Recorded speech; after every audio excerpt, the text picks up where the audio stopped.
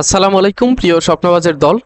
Dhaka central ইউনিভার্সিটিতে B ইউনিটে তোমরা যারা ভর্তি পরীক্ষায় অংশগ্রহণ করেছো, তো তোমাদের সাধারণ জ্ঞান অংশের সমাধান নিয়ে উপস্থিত হয়েছি।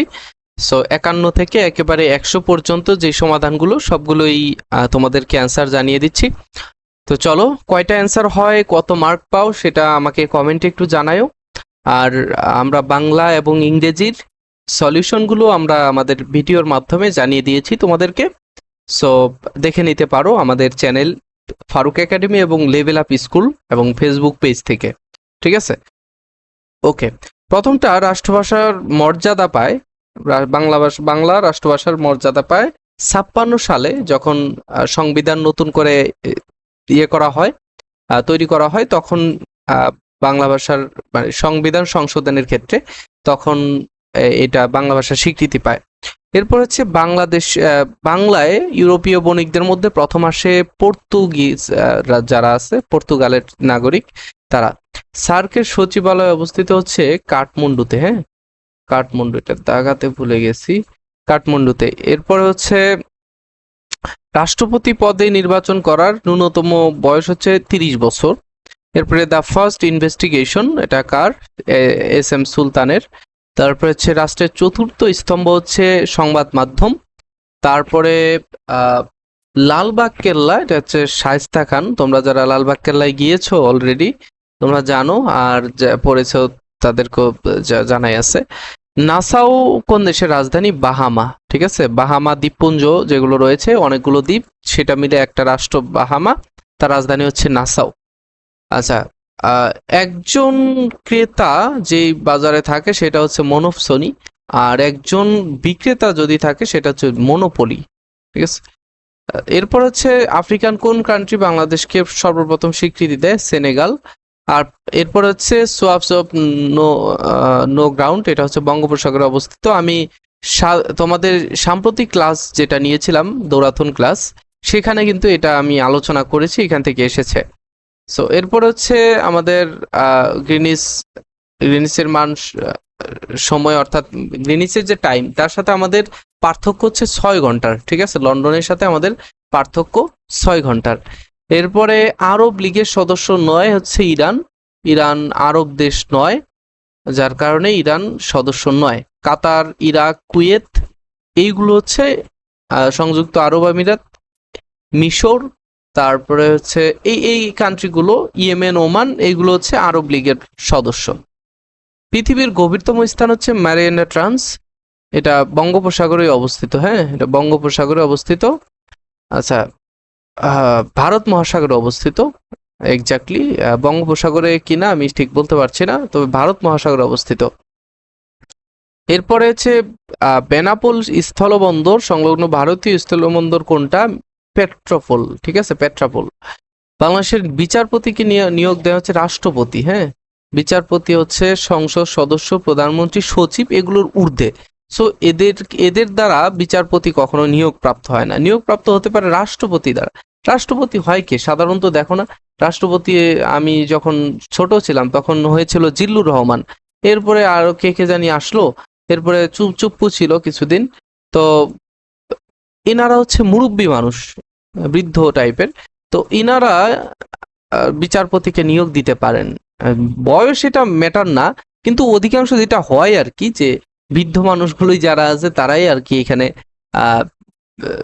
রাষ্ট্রপতি হয়। তো তাদের দ্বারাই বিচারপতি নিয়োগ প্রাপ্ত হয়। বিচারপতিরা তোমার একটু উঁচু পদের, যার কারণে তাদের কি যে সংসদ সদস্য এরা তার থেকে ছোট, প্রধানমন্ত্রী ছোট হইতে পারে, সচিব ছোট হইতে পারে। সো এদের দ্বারা তোমার নিয়োগ প্রাপ্ত হয় না। ভৌগোলিক বৈশিষ্ট্য অনুসারে আরব উপদ্বীপকে কয় ভাগে ভাগ করা হয়? 3 ভাগে। হ্যাঁ, 3 ভাগে। আচ্ছা, সংসদ ভবনের এটা তো লুই আইকান, এটা হবে। আর পদ্মার উপনদী, আমি যখন সাধারণ জ্ঞানের কয়েকটা ক্লাস নিয়েছিলাম তার মধ্যে এইগুলো উপনদী, শাখা নদী নিয়ে আলোচনা করেছিলাম। সো তোমরা দেখো নাই বা দেখেছো যারা, তারা তো জানোই। আচ্ছা, মালদ্বীপের মুদ্রা হচ্ছে তোমার রুপিয়া। হ্যাঁ, আচ্ছা, সুয়েজ খাল কোন 2টা সাগরকে একসঙ্গে যুক্ত করেছে? লোহিত সাগর ও ভূমধ্য সাগর। সুয়েজ খাল হচ্ছে তোমার মিশর এবং ওই অঞ্চলে, মিশর এবং ওইখানেই রয়েছে। ঠিক আছে, ওকে। এরপরে স্ক্যান্ডিনেভিয়ান কান্ট্রি হচ্ছে নরওয়ে, হ্যাঁ। আর টাঙ্গাইল হচ্ছে ঢাকা বিভাগের সব থেকে বড় জেলা। এরপরে ইন্টারপোলের সদর দপ্তর হচ্ছে লিওতে, ইন্টারপোল। তারপরে সবচেয়ে বেশি চা উৎপাদিত হয় মৌলভীবাজারে। আর জিম্বাবুয়েতে কোন ধরনের পর্বত শ্রেণী রয়েছে? আগ্নেয় পর্বত শ্রেণী। দ্য পলিটিক্স কার লেখা? দ্য পলিটিক্স তো দ্য পলিটিক্স হচ্ছে এরিস্টটলের। আর প্লেটোর লেখা হচ্ছে, আমি আমি আমি একটু প্লেটোর লেখা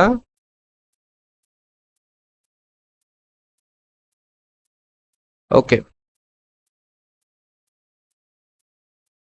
প্লেটোর বই হচ্ছে দ্য রিপাবলিক। হ্যাঁ, আমি একটু সার্চ করলাম। প্লেটোর বই হচ্ছে রিপাবলিক, আর এরিস্টটলের হচ্ছে দ্য পলিটিক্স। ঠিক আছে, এই দুইটা জিনিস একটু গোলমাল হয়ে যায় আমার নিজেরও, যার কারণে সার্চ করলাম। আচ্ছা, ওডিসি মহাকাব্য এটা হোমারের, হ্যাঁ, ইউলিসিস বা ওডিসি, ইউলিসিস। ওকে। আচ্ছা, বৃহত্তম জেলার দ্বীপ হচ্ছে আমাদের ভোলা, এবং বৃহত্তম দ্বীপ জেলা বলা হয় বাংলাদেশের। পদ্মা সেতুর দৈর্ঘ্য হচ্ছে 6.15।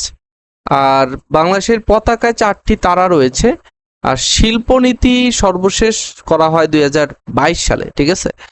এরপরে বিকেএসপি অবস্থিত সাভারের হেমায়েতপুর না, এর আশেপাশে হবে আর কি।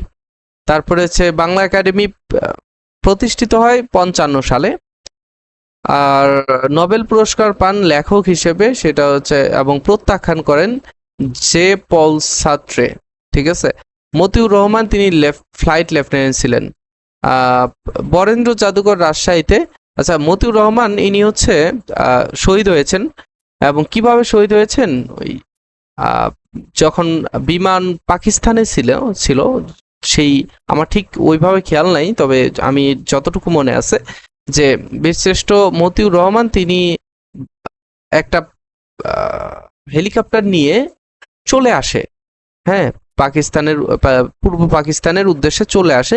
তখন হেলিকপ্টারের মধ্যেই মারা যায়, বা বিস্ফোরিত হয়ে মারা যায়, এরকমটাই শোনা গেছে বা জানা গেছে, আমি যতটুকু আমার মনে আছে আর কি। বাকিটা তোমরাই ভালো জানো। দীর্ঘতম নদী বিশ্বের নীলনদ, এটা হচ্ছে ব্রাজিল অ্যামাজন এর মধ্যে দিয়ে চলে গেছে, এবং উৎপন্ন হয়েছে কোথায়? তোমরা একটু আমাকে বইলো, হ্যাঁ, উৎপন্ন কোথায় হয়েছে এটুকু জাস্ট একটু বলতে পারলেই। নীলনদ একটু বইলো, হ্যাঁ, নীলনদ উৎপন্ন হয়েছে কোথায় এটুকু আমাকে বইলো।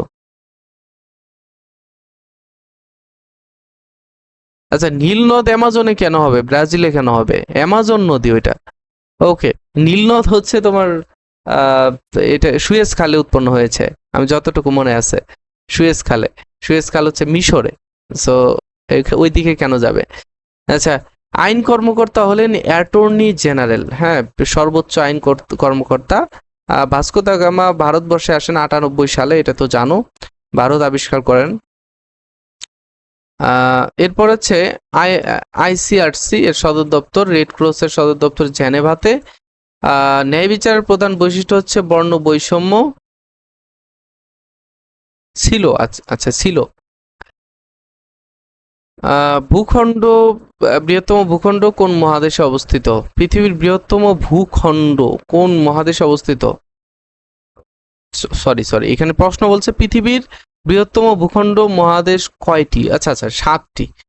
মহাদেশ কয়টি? পৃথিবীতে মহাদেশ কয়টি? 7টি। ওকে, এইটাই বলছে আর কি। ভারত মিয়ানমারের সীমান্ত জেলা কোনটা বাংলাদেশের? রাঙ্গামাটি, হ্যাঁ, রাঙ্গামাটি। এরপর হচ্ছে একনেকের প্রধানকে? প্রধানমন্ত্রী একনেক। আচ্ছা, বঙ্গভঙ্গের ফলে কোন নতুন রাষ্ট্র তৈরি হয়? নতুন প্রদেশ তৈরি হয়েছিল, পূর্ববঙ্গ ও আসাম। বাংলা বিভক্তের মনন্তর 1970 সালের থেকেই শুরু হয় সময়কাল। তারপর হচ্ছে মানচিত্র প্রথম এঁকেছিল হচ্ছে রেনেল, হ্যাঁ, জেমস রেনেল। মকর ক্রান্তি রেখার উপর সূর্য লম্বভাবে কিরণ দেয় কোন তারিখে? এটা হচ্ছে তোমার 21শে জুন। এটা কি দাগাইলো? 21শে জুন, ঠিক আছে। ওকে, এরপরে বর্তমানে বিশ্বের কোন দেশের তেলের? এটা ভেনিজুয়েলা। এবং এই তেলের জন্যই মিস্টার ট্রাম্প তিনি কিন্তু ভেনিজুয়েলার প্রধানমন্ত্রীকে তুলে নিয়ে যায় এবং এখানে একটা তিনি কর্তৃত্ব জারি করেন। ওকে, সো এই হচ্ছে আমাদের ঢাকা সেন্ট্রাল ইউনিভার্সিটির বি ইউনিটের সাধারণ জ্ঞান অংশের প্রশ্নের সমাধান। আশা করব তোমরা বুঝতে পেরেছো। তোমাদের কয়টি প্রশ্নের উত্তর হলো, কত মার্ক পেলে আমাকে কমেন্টে ইনশাল্লাহ জানাও। আর যারা বাংলা ইংরেজি সলিউশন চাও তারা প্রিভিয়াস ভিডিওগুলো দেখে নাও, দেখে সলিউশন করে নাও। সো ভিডিওটা একটু শেয়ার করে দিবে অথবা ভিডিওটা সেভ করে রাখবে, যাতে পরবর্তীতে প্রশ্নে তোমাদের পরবর্তীতে রেজাল্ট গড়বড় হলে তোমরা এটা দেখে সলিউশন করতে পারো। ঠিক আছে, এটারও একটা চান্স আছে যদিও। সো দেখা হচ্ছে পরবর্তীতে। তোমরা যারা সেকেন্ড টাইম ভর্তি পরীক্ষার প্রস্তুতি নেবে তোমরা আমাদের সাথেই নিতে পারো, ফারুক একাডেমির সাথেই। ফারুক একাডেমি তোমাদের জন্য সেকেন্ড টাইমারদের জন্য লং টাইম একটা এক্সাম দেওয়ার সিস্টেম রেখেছে। সো চাইলেই কিন্তু জয়েন করতে পারো, মাত্র 200 টাকা দিয়ে তোমরা এই এক্সাম ব্যাচে জয়েন করতে পারবে, লং টাইম পরীক্ষা দিতে পারবে। সো দেখা হচ্ছে আমাদের এক্সাম ব্যাচে অথবা পরবর্তী ভিডিওতে। আমাকে একটু কমেন্টে জানিয়ে দিও কি বিষয়ে তোমরা জানতে চাও সেটা। ওকে।